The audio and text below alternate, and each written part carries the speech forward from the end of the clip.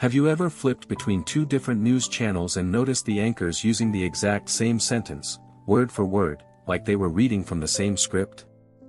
That's not a coincidence. Sometimes, they actually are. In 2018, a video started circulating online that stunned people who saw it. It stitched together dozens of local news anchors, in cities across the entire country, on stations that viewers assumed were independent and unrelated. And every single one of them recited the identical script, word for word, about the dangers of fake news and biased reporting.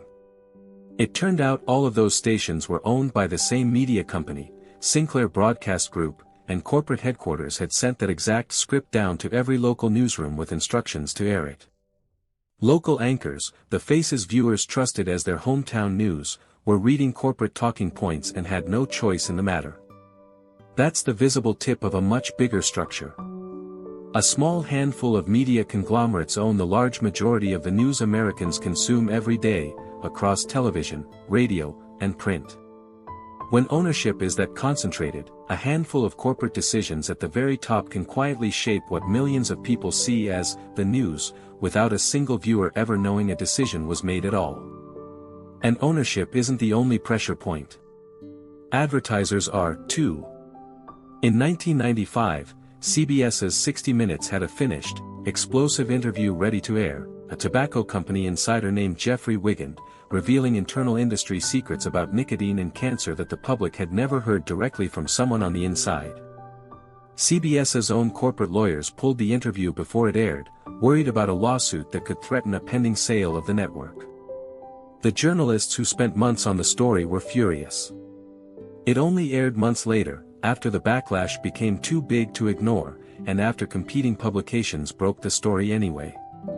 The reporting was accurate.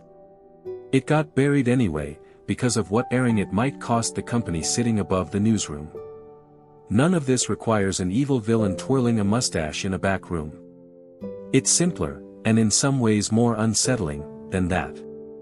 Executives worry about lawsuits. Networks worry about advertisers pulling out. Journalists worry about their careers. Regulators and media executives move back and forth through the same revolving door, working together, then working for each other, year after year. Nobody has to conspire. The incentives just quietly point the same direction, over and over, story after story. The effect is the same either way. Some stories get chased aggressively. Others get softened, delayed, or quietly dropped, not because they weren't true, but because telling them fully would have cost somebody with more power than the story itself. So the next time every channel seems to be saying the exact same thing, in the exact same words, ask yourself a simple question: is that because it's obviously true? Or because somewhere upstream, somebody decided that's the version you were allowed to hear? This is Unfiltered Reality.